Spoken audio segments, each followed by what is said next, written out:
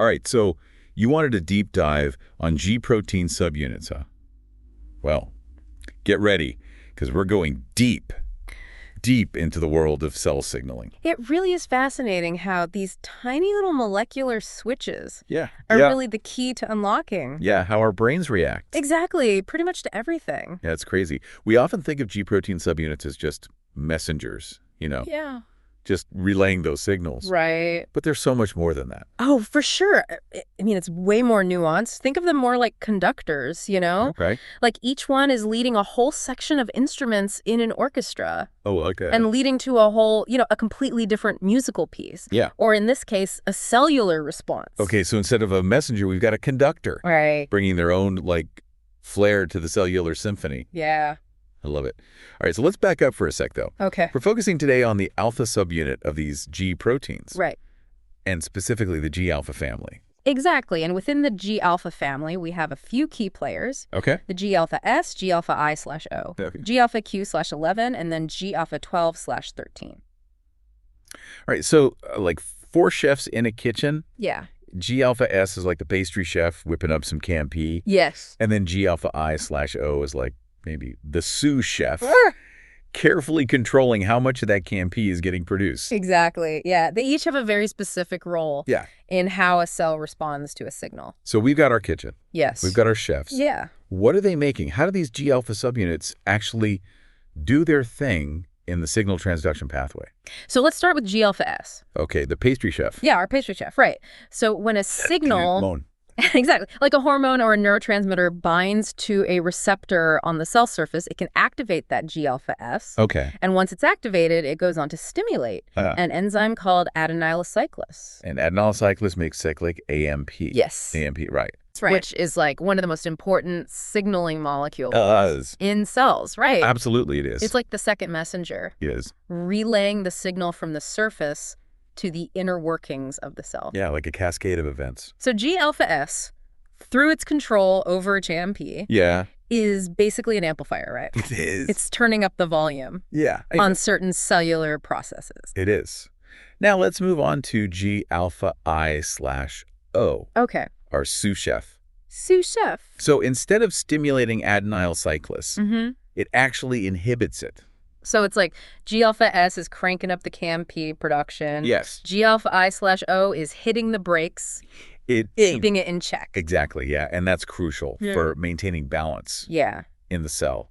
Because too much CAMP can be just as bad as too little. It's a balancing act, right? It is. G-alpha S, G-alpha I/O working together to fine-tune the response of the cell. Exactly. Okay, now things get a little more complex. They do, yeah. With G-alpha Q/11, right? Yes. Instead of directly targeting that CAMP production. Yeah. G-alpha Q/11 activates a different enzyme. It does. Called phospholipase C. Phospholipase C. So new chef, new recipe. Yes. What's this one making?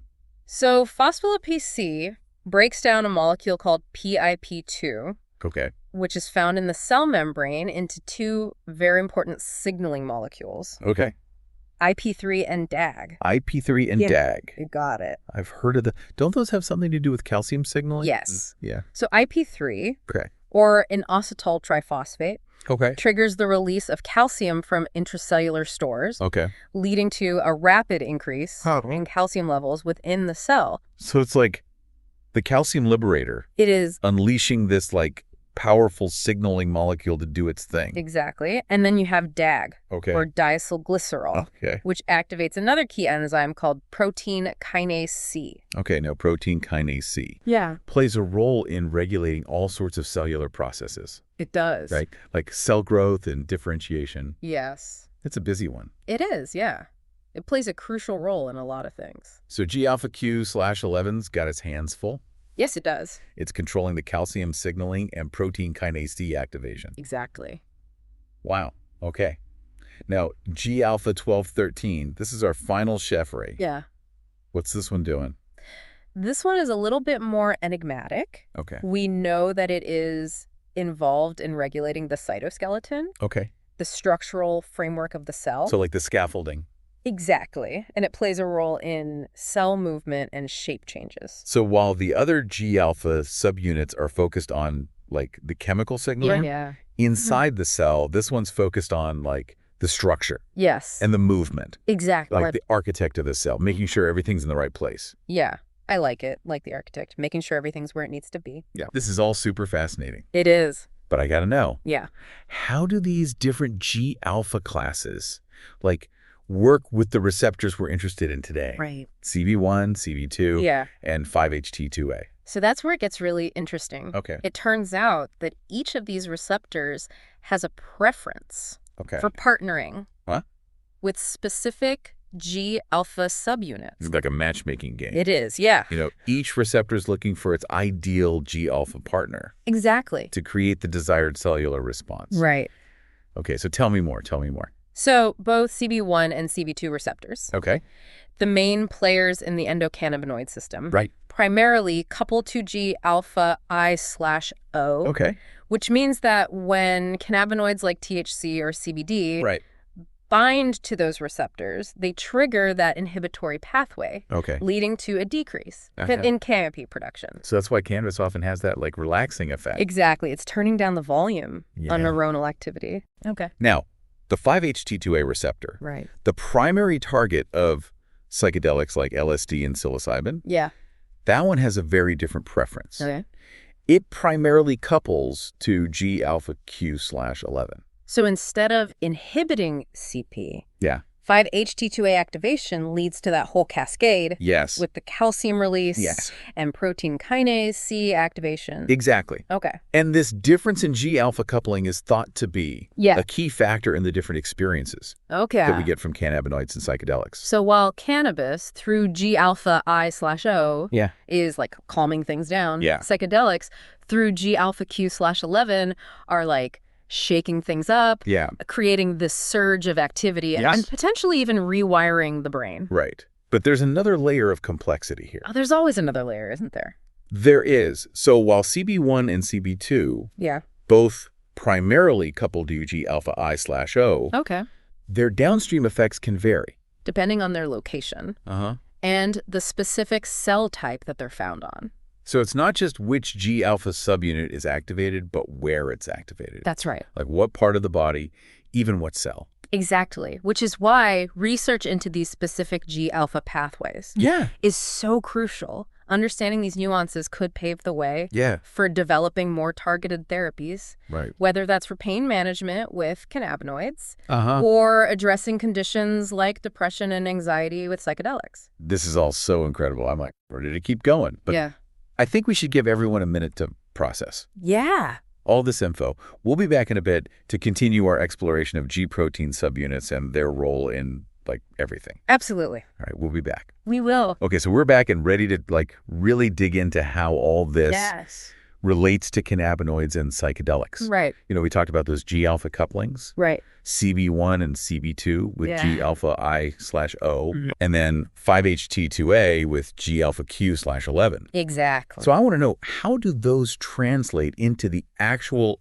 effects that we experience? Right. You know, we know that G-alpha I/O kind of like calms things down. Right. G-alpha Q/11 shakes things up. Yeah. But like, what does that actually look like in the brain? So that's a great question. You know, like, how does that translate to like feeling relaxed after using cannabis? Right. Versus like the crazy perceptual shifts you get with psychedelics. Exactly. So let's start with the cannabinoid experience. Okay. When a cannabinoid like THC binds to the CB1 receptor, it primarily activates, like we said, G-alpha I/O, which then inhibits the production of CAMP. Right. And this reduction in CAMP basically has this ripple effect throughout the neuron, ultimately leading to a decrease in neuronal excitability. So it's like turning down the volume on the neurons. Exactly. Making them less likely to fire. Yes. And this decrease in neuronal activity is really thought to be responsible for a lot of the classic effects of cannabis. Okay, so that explains the relaxation. Yeah, the relaxation, euphoria. Okay. Sometimes even the feeling of slowed time. Okay, but what about like increased appetite? Right. Or memory impairment? Right. Are those also tied to G-alpha I/O? They absolutely can be. Okay. You see, CB1 receptors aren't just found in one part of the brain. Right. They're distributed throughout various regions. Okay. Each involved in different functions. Okay. So, for example, activation of CB1 receptors in the hypothalamus, Okay. a region involved in appetite regulation, can lead to the munchies. So it's not just like which G-alpha subunit, it's where it's happening. Exactly. In the brain. Exactly. And the same goes for memory impairment. Okay. Activation of CB1 receptors in the hippocampus. Okay. A region crucial for memory formation can interfere with those processes, leading to those temporary memory lapses that some people experience. It's amazing that like one G-alpha subunit can be involved in so many things. It is. You know, depending on just like where it's happening in the brain. Exactly. It really highlights the complexity of the endocannabinoid system. Okay, so now let's talk about psychedelics. Yes, let's shift gears. Shift gears. So remember, when a psychedelic like LSD binds to the 5-HT2A receptor, it primarily activates G-alpha-Q/11 and G-alpha-Q/11. Instead of inhibiting GMP, triggers that whole cascade of events. Exactly, involving calcium release and protein kinase C activation. Yeah. And this cascade has like profound implications for neuronal activity and communication. So the increase in intracellular calcium can lead to this burst of neuronal firing. While the activation of protein kinase C can actually alter the strength of the connections between neurons.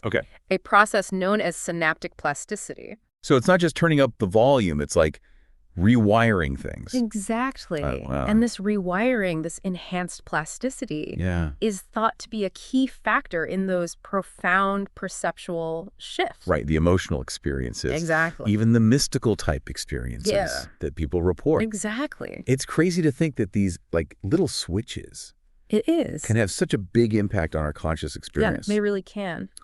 So we've got G-alpha I/O playing a role in relaxation. Euphoria, even memory impairment with cannabinoids, and then G-alpha Q/11 driving those perceptual shifts. Plasticity we see with psychedelics. What about G-alpha S and G-alpha 12/13? Do they play a role in any of this? Well, while G-alpha S and G-alpha 12/13 are, crucial players in cell signaling throughout the body, their roles in the specific experiences of cannabinoids and psychedelics are less clear. Research suggests that CB1 and CB2 receptors can sometimes couple to other G-alpha subunits. Besides G-alpha I/O. Exactly, but these interactions seem to be less dominant. And the role of G-alpha 12/13 in cannabinoid and psychedelic signaling is still being actively explored. There's so much we still don't know. No, it's exciting. It is exciting. I want to know more. I know. But I think we need to give everyone a little break. To absorb all this info. We'll be right back to wrap up our G-protein deep dive and leave you with, some final thoughts. That's great. Okay, we're back. Ready for the grand finale of our G-protein deep dive. Yes. We've explored this intricate world of these molecular conductors. Uncovered their roles in shaping, how we experience cannabinoids and psychedelics. And even touched upon some of the mysteries that still remain. Absolutely. It's been quite a journey. And I hope you're starting to appreciate just how crucial these tiny switches really are. I mean, not just for, experiencing certain drugs, but... for everything. It's exactly virtually every aspect of our biology. It's mind-blowing to think that the same G-protein subunits, the ones that, orchestrate our response to cannabis or LSD, they're also at work throughout our entire body. Regulating processes in, every organ, every tissue. Absolutely. It's like they're this unseen force. Behind the scenes, keeping everything running smoothly. Precisely. From heart rate and digestion to immune function and even bone growth. Wow. G-proteins are involved in just a symphony of cellular processes that keep us alive and functioning. It's like realizing that the conductor leading the orchestra, like a grand symphony, is also responsible for the background music in a cafe. Exactly. The versatility is incredible. It really is. It makes you wonder, if these pathways are so fundamental to life, what happens when they go wrong? That's a great question. We've been focusing on the amazing things they can do. What about the flip side? What happens when these molecular conductors get out of tune? So research is increasingly pointing to G protein dysregulation as a factor in a lot of diseases. Okay. From cancer and heart disease to neurological disorders and immune system dysfunction. Imbalances in these pathways can have like cascading effects throughout the body. So it's like a glitch in the matrix, right? It is, yeah. A disruption in the code of our cells that can just lead to all sorts of problems. Exactly. For example, certain types of cancer are associated with like overactive G protein signaling, which leads to uncontrolled cell growth and proliferation. Right. On the other hand, some neurological disorders might be linked to underactive signaling, disrupting communication between neurons and, impairing brain function. It's a delicate balance. It is. And this really highlights the importance of understanding these pathways. Yeah. Not just for the effects of drugs, but for potentially developing new therapies. Yes. For all these diseases. Absolutely. The more we learn about how G proteins work, both in health and disease, the better equipped we'll be to, develop those targeted therapies. Right. And like we talked about before, with biased agonism. Exactly. That's where it gets really exciting. Yes. If we can design drugs that, selectively target specific G protein pathways, we could unlock like a whole new level of precision medicine. Yeah. Fine-tuning those cellular responses with incredible accuracy. Exactly. Imagine a cannabinoid drug that, specifically activates the G-alpha I/O pathway for pain relief, but bypasses the pathways involved in memory impairment or anxiety. Okay, yeah. Or, a psychedelic that promotes neurogenesis and plasticity. Yeah. But without triggering those perceptual distortions that can be so challenging for some people. The possibilities are pretty remarkable. They really are. It's like having a set of microscopic tools allowing us to tweak the mechanisms of our cells to achieve very specific therapeutic outcomes. Yeah, it's a future I'm excited for. As am I. But it's important to remember that we're still early on. Yeah. In understanding these complex pathways. There's still so much we don't know. Right. Which is what makes this area of research so compelling. I know. Every new discovery opens up more avenues to explore. It does. More possibilities. We've only just begun to understand the language of our cells. Exactly. To understand this, intricate symphony playing out inside of us. It is a symphony. Every second of every day. Yeah. Well, I think we've given everyone a lot to think about today. I think so, too. We went from, a simple analogy of chefs in a kitchen. Yeah. To exploring the implications of G protein signaling for health. Right. Disease. Yes. And even our conscious experience. It's been a great deep dive. It has, and we've only just scratched the surface. We have, but hopefully this has sparked your curiosity. Yeah. And inspired you to continue exploring the amazing world within your own cells. Absolutely. Remember, there's a whole universe. Yes. Of complexity inside each and every one of us. There is. And as we continue to, unravel these mysteries of these intricate pathways, we move closer to understanding what it means to be alive. Thanks for joining us on The Deep Dive. Until next time, keep exploring, keep questioning, and keep diving deeper into the mysteries of the universe, both within and all around you.